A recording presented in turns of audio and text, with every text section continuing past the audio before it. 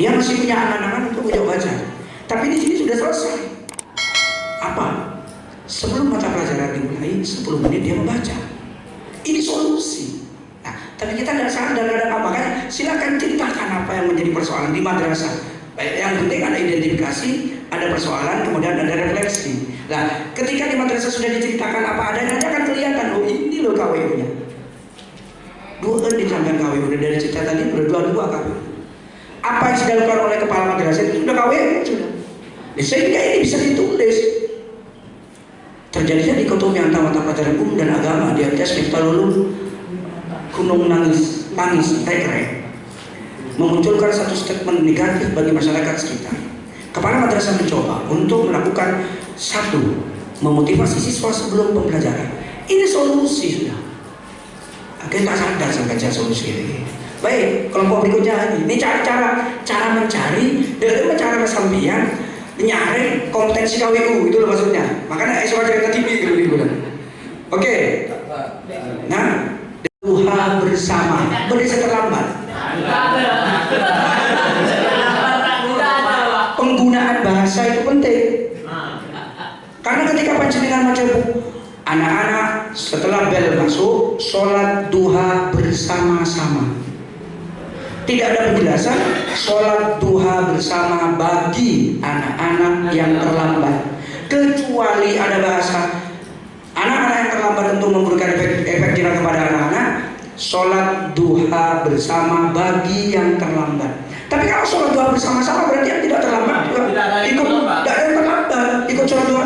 Artinya tadi dua-duanya itu sama-sama nggak ada KWU-nya, itu loh maksud saya. Jadi nggak ada KWU-nya. Kalau tadi dua-duanya, saya Ustaz bilang mereka tak sadar apa KWU itu ada KWU-nya. Ini yang membedakan antara cerita pertama dengan cerita kedua. Di mana inovasinya? Kalau terlambat, coba korelasinya antara terlambat dengan sholat duha bersama-sama. Korelasinya di mana? Coba ditambah anak terlambat, yang terlambat sholat duha bersama-sama. Berarti saya sholat duha bersama itu adalah mereka-mereka yang terlambat. Oke, itu cara menghitung bagaimana kita sudah melakukan KWU atau enggak. Coba ceritanya jangan berawal dari cerita masalah, bukan dari identifikasi aja. Dan cerita mulai dari kemarin ada cerita tentang MTS Multazam. Dan Multazam bercerita, alhamdulillah Bapak, siswa kami mulai pertama kali kita masuk di sana karena komitmen kami tidak boleh gratis, anak-anak tetap bayar infak, sehingga jumlah siswa kami tahun pertama itu jumlahnya 4 orang. 4 orang. Alhamdulillah pada tahun kedua kita naik sekitar 90% menjadi 7. Pertanyaannya sekarang, kata naik 90% ini KWU ini. Kita dalam itu siswa kita 4, tahun berikutnya siswa kita tambah 3 menjadi 7. Salah bahasanya. Kalau dalam bahasa komunikasi di kepala madrasah itu keliru. Yang benar gimana?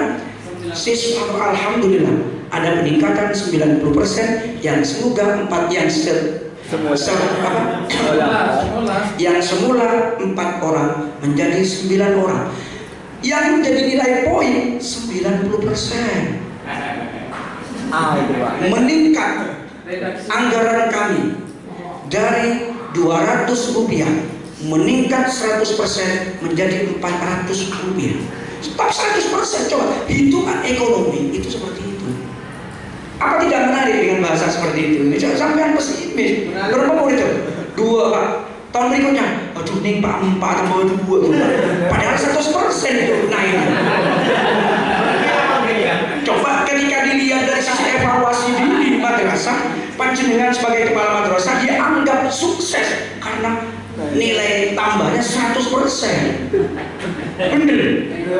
Jadi ini kesemaksud dan milih bahasa ini apa bener? Menurut Pak, saja Pak. Kenapa? Kalau menurut itu. Contoh, siswa kita tahun ini 10 orang. Tahun berikutnya turun 10%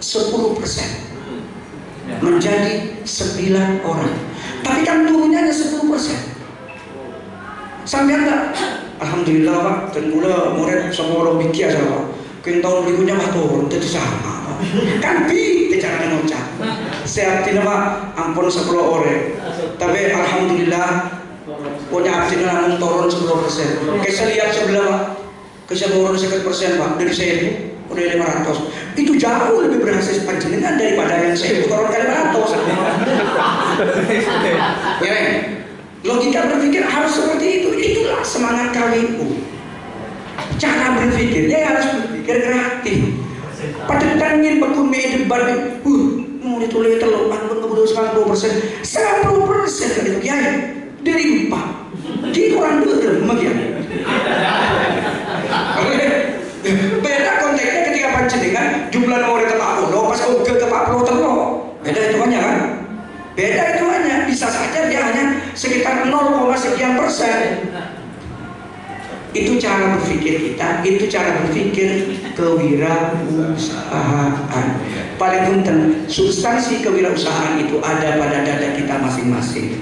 Berarti kesimpulannya Pak, jadi untuk menjadi kewirausahaan itu termasuk di pola pikir kita dalam menyampaikan. Pola pikir dalam menyampaikan, pola pikir dalam mengelola, pola pikir mindset, paradigma dirubah kepala madrasah. Mungkin ada kata-kata sandinya untuk presiden. Kita yang boleh diurut. Dari PAUD ke sekolah menggunakan istilah 90% aja. Dengan 90% kan bagus. Alhamdulillah Bapak dan Ibu wali murid, kita tahun ini naik angka dari jumlah siswa yang semula kita 4 orang menjadi naik 90%, menjadi 7 orang. Menarik, disampaikan 90%, menarik meskipun ada yang betul. Tapi ya inilah kelihayan seorang kepala madrasah dalam mengelola. Ini standar KWU.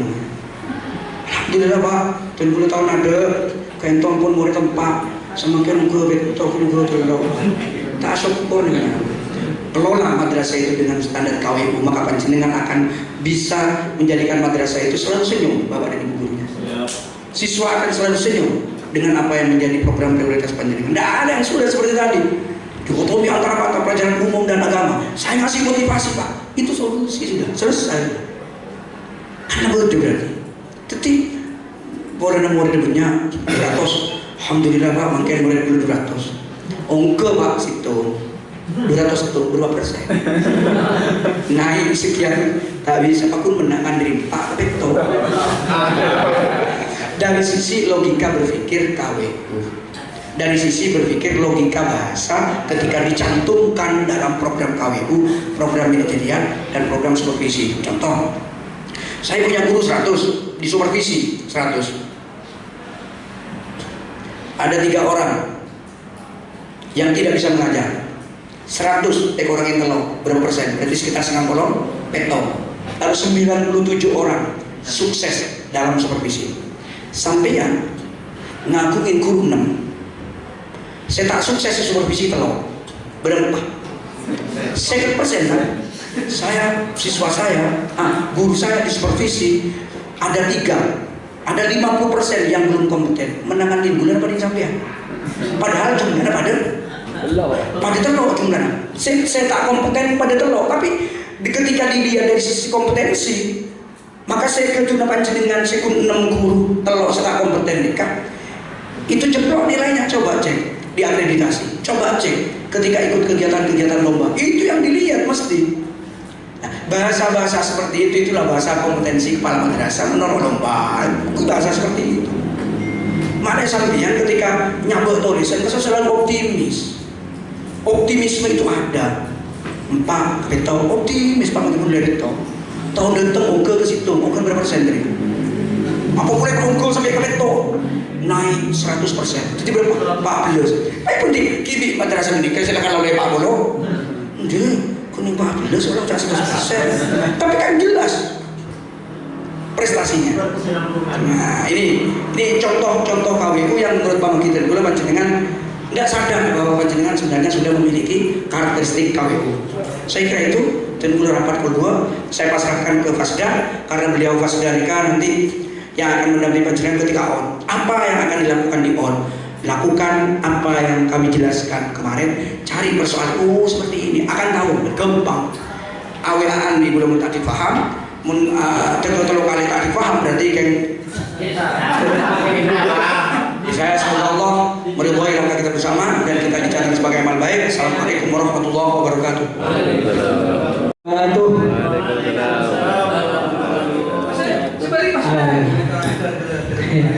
Lanjut lagi. Jadi mana dimulai kita merengaki materi dari Bapak Dr. Muhammad Holis.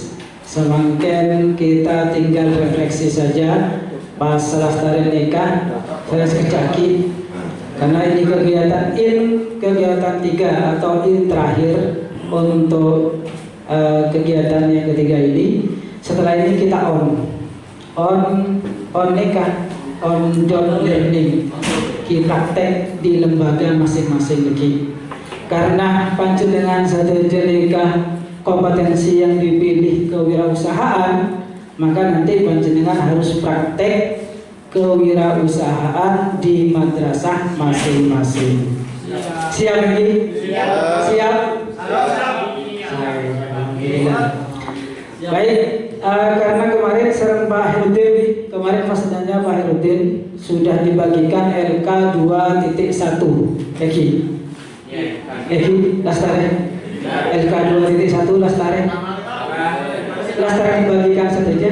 Narema saja. Nah, LK 2.1 ini kan sampean karena tugas dari kemarin maka semakin dipresentasikan. Yang presentasikan saya hanya minta satu kelompok satu saja, perwakilan saja satu kelompok untuk menghemat waktu. Silakan dari kelompok sebelah sini, Pokja.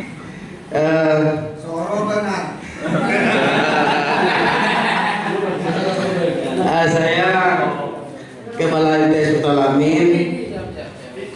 Perlu diketahui pesantren sekolah saya itu, madrasah saya itu masih berdiri tahun 2011. Yang sebelumnya murni salaf, tidak ada sekolahnya. Sebelumnya itu santri itu sekolah di bata-bata, tiketnya bata-bata, sebelahnya bata-bata. Gudang. Ya, gudang. Dia terkenal modul gudang. Masalah yang saya jadi kepala madrasah itu 2019 akhir. Dari situ saya mulai mengidentifikasi. Yang saya dapat identifikasi saya ambil dua saja, sebetulnya banyak. Karena memang kalau bicara pendidikan itu udah ada habisnya. Yang pertama, masalah yang saya identifikasi kurang semangatnya siswa dalam belajar ketika 1 minggu sebelum pulangan santri. Ketika hampir pulangan itu mereka mengeluh, Pak udah tinggal 5 hari Pak udah 5 hari Pak, males. Nah, di situ saya wawancarai anak-anak beberapa orang dan saya wawancari pengurus dan alumni juga yang mengajar di sana. Saya gali informasi mengapa kok terjadi seperti itu. Apakah ada tradisi di daerah utara, karena santrinya mayoritas orang utara, orang Bogor, Bogor Timur, Bogor Tengah, Bogor Barat. Iya. Setelah saya identifikasi ternyata akar masalahnya itu pesantren sudah punya kurikulum bahwa kalau 1 minggu sebelum pulangan, kan pulangannya 2 kali, Maulid dan Ramadan. 1 minggu sebelum pulangan itu di pesantren itu kegiatan mengaji kitab sudah dihentikan. Mereka fokus ke perlombaan.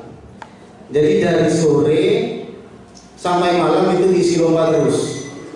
Lomba baca kitab, lomba ceramah, pidato, macam-macam. Sehingga mereka terlalu terfokus ke sana. Setelah lomba mereka masih jagungan sampai tengah malam.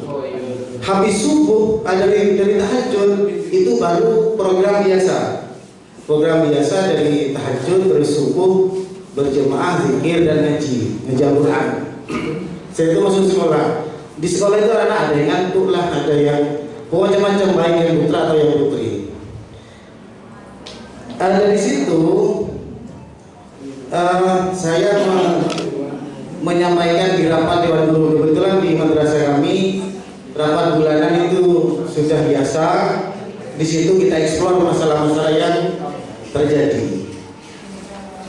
Setelah 2 tahun itu baru kita menemukan formula. Formulanya adalah yang pertama, kita adakan lomba keaslian kelas. Kita adakan lomba keaslian kelas mulai dari dalam kelas dan di depan kelas. Dan di situ untuk di luar kelas dan di dalam kelas itu, misalkan dicet sama anak-anak, dicetnya bebas, cuma tetap di koridor yang real yang benar, gambar-gambar yang berbau pendidikan. Di situ kita subsidi mereka tergantung kondisi keuangan. Kadang 200.000, kadang 250.000 gitu, sudah kelas. Dan di situ sebelum pulangan kita ada apel, ada upacara, kita penghargaan ke mereka. Terus solusi kedua, kita adakan hari untuk menonton. Jadi mereka kita kasih tontonan, contoh kita menonton Wali Songo, cerita Wali Songo, karena di SKI itu ada materi Wali Songo. Itu yang kita filmkan. Terus film-film kerajaan Islam juga kita nonton mereka bareng-bareng. Bermodal proyektor 1 gitu. Tapi putra dan putri kita gantian. Itu ya, lomba. Terus solusi berikutnya pengisian materi keteladanan santri. Jadi bagaimana santri nanti pulang itu jiwa kesantriannya, ruhul jihadnya santri tetap ada. Itu kita isi juga. Terus kita mengisi dengan pelatihan-pelatihan. Nah ini masih rencana dari 2 tahun lalu belum terlaksana. Pelatihan khusus mulai dari pelatihan memasak, membuat kue, menghias kue dan macam-macam itu. Terus juga di hari terakhir itu setelah lomba keaslian kelas, besoknya hari terakhir upacara, sebelumnya itu kita adakan membersihkan lingkungan madrasah dan lingkungan pesantren secara semuanya. Itu kita kawal dari putra sampai putri. Itu masalah yang pertama dan solusinya. Entah gimana nanti KBU-nya ini. Terus kita adakan lomba juga.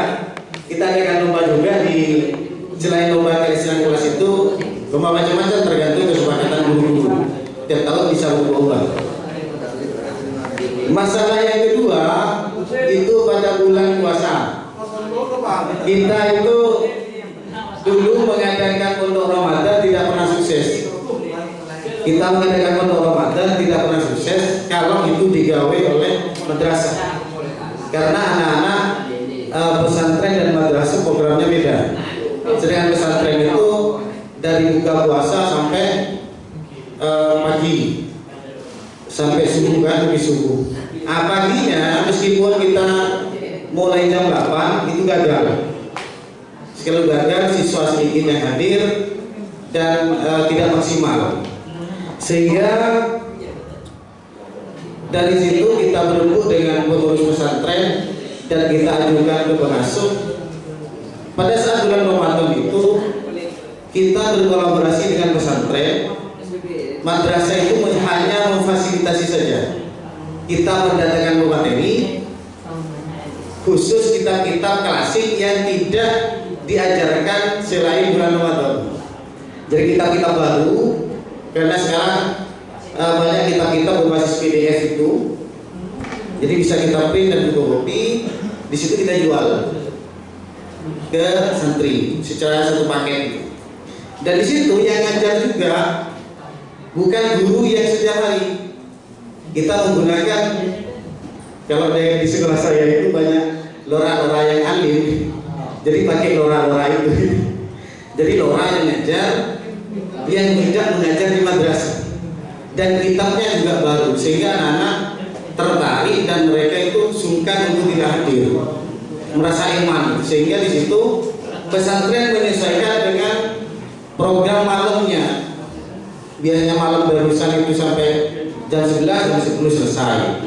Dari situ supaya efektif, kami juga bekerja sama dengan pesantren untuk menyiapkan buka puasa dan sahur. Jadi biaya untuk buka puasa, biaya untuk sahur, guru-guru untuk mencari donatur, baik dari alumni atau dari dermawan. Itu mungkin solusi. Untuk jam ngajinya pagi itu 1 jam ngaji 30 menit istirahat, 1 jam ngaji 30 menit istirahat. Jadi bukan pas dari siang sampai dari pagi sampai siang full, enggak. Kita 1 jam istirahat 30 menit terus kayak gitu. Dan itu terjadwal. Sehingga anak-anak santri itu kan di sana itu tanggal 2 Ramadan balik mutok sampai tanggal 17. Baru tanggal 17 selesai nuzul Quran, baru mereka pulang kembali. Ya, mungkin itu yang bisa saya sampaikan. Terima kasih. Assalamualaikum warahmatullahi wabarakatuh.